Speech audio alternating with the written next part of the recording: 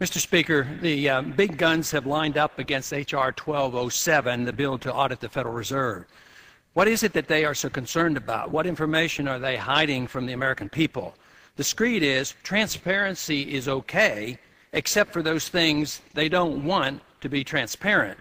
Federal Reserve Chairman Ben Bernanke argues that H.R. 1207, the legislation to audit the Federal Reserve, would politicize monetary policy. He claims that monetary policy must remain independent, that is, secret. He ignores history because chairmen of the Federal Reserve in the past, especially when up for reappointment, do their best to accommodate the president with politically driven low interest rates and a bubble economy.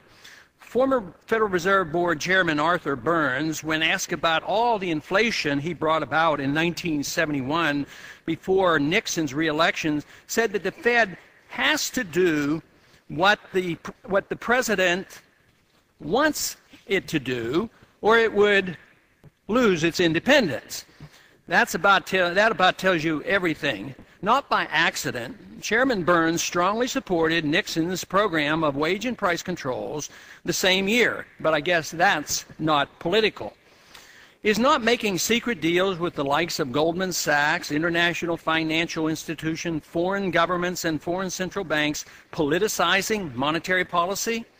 Bernanke argues that the knowledge that their discussions and decisions will one day be scrutinized will compromise the freedom of the Open Market Committee to pursue sound policy. If it is sound and honest and serves no special interest, what's the problem? He claims that H.R. 1207 would give power to Congress to affect monetary policy. He dreamt this up to instill fear, an old status trick to justify government power. H.R. 1207 does nothing of the sort. He suggested that the day after an FOMC meeting, Congress could send in the GAO to demand an audit of everything said and done.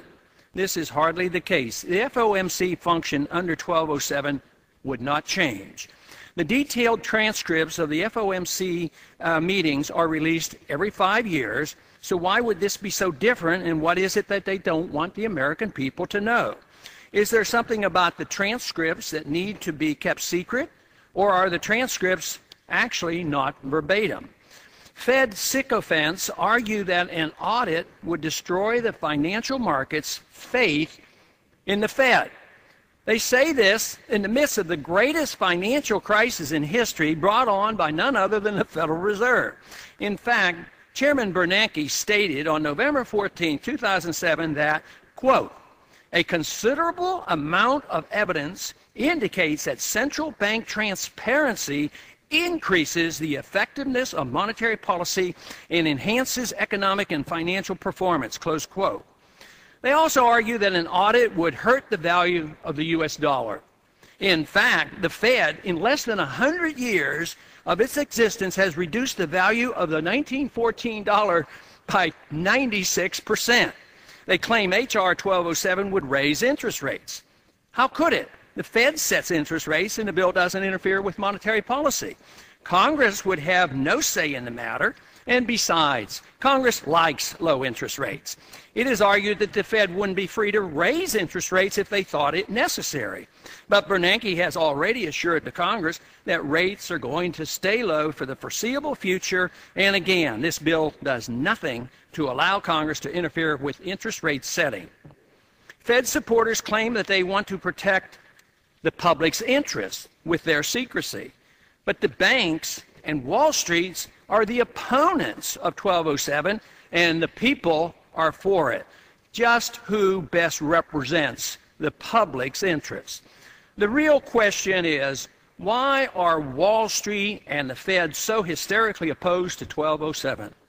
Just what information are they so anxious to keep secret?